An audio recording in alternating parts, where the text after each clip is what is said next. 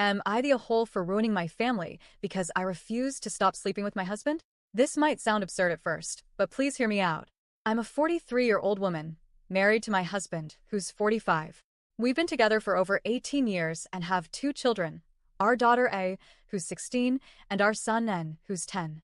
We live in India, in a joint family, which includes my mother-in-law, my brother-in-law, BIL, and his 10-year-old son. BIL's wife sadly passed away during childbirth, and ever since then, we've all lived together to support each other. At least, that was the intention. Last week, something strange and honestly humiliating happened. Early one morning, as I was making tea in the kitchen, my Emile came up to me with this stern expression. She looked around as if she didn't want to be overheard and then said, "I heard you last night." I blinked, confused, and asked her what she meant. "You and your husband," she hissed. I was getting water and walked past her room. I heard noises. At your age, this kind of behavior is shameful. You're a mother. You should act like one. I was mortified. I felt like a teenager being scolded for something completely normal.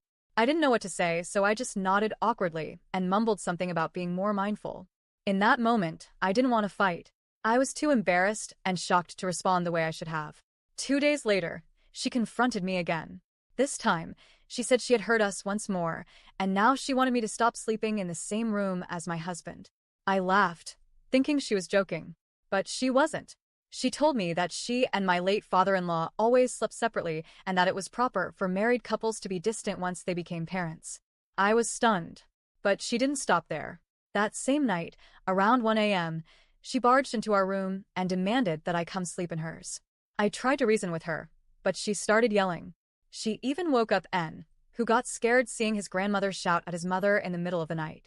My husband protested, but to keep the peace, I followed her and slept in her room like some misbehaving child being punished.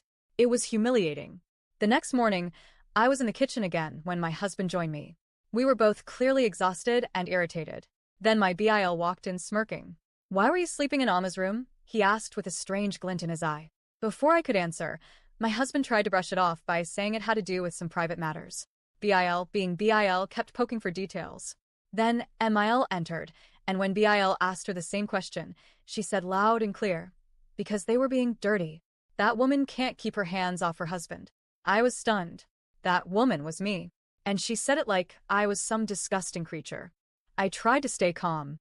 I reminded her that my husband and I were married, and that intimacy is normal and healthy. But she wasn't having it. She spat out a word in our language that basically called me a whore. Before I could even defend myself, my husband stepped in, clearly furious.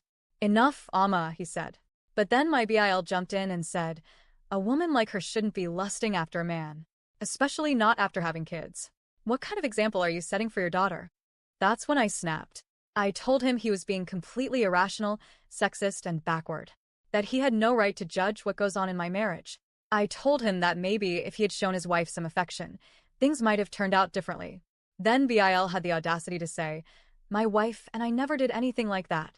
We only did it to have a child." She understood dignity. And that's when my husband snapped. "You're the reason she died," he said, voice shaking with rage. "You made her abort 4 pregnancies before she finally gave you a son. Her body couldn't handle it anymore, and she died because of you." The entire room went silent. BIL looked like he'd been punched. He left without saying a word.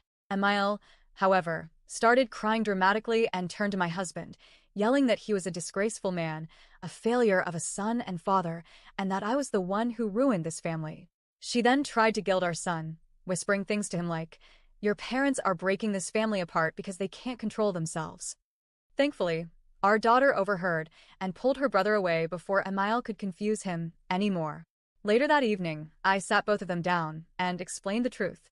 I was scared of what they might think, but my daughter simply said, "You didn't do anything wrong, Mom." I almost cried right then. Now we're packing up to leave. A friend of my husband's has an empty house in another part of town, and we'll be moving there this weekend. My husband is looking for a job transfer, and I'm planning to go back to work to help with the finances. This isn't how I thought things would go, but we can't stay in that house anymore. BIL has moved in with his in-laws. They called us and accused us of being vulgar and disrespectful. They say we've humiliated their son and broken the family by refusing to listen to Emile. They're telling us we're the AHs. But my parents and my brother are standing by us. They say enough is enough, that we've tried long enough to be respectful and supportive, and now it's time to put ourselves first. So, am I the a-hole for refusing to be ashamed of having a physical, loving marriage? For not bowing down to outdated and toxic expectations? For calling out my BIL's past when he tried to insult me? For choosing peace for our children over appeasing an unreasonable elder? I honestly don't believe I am. But maybe you'll tell me otherwise.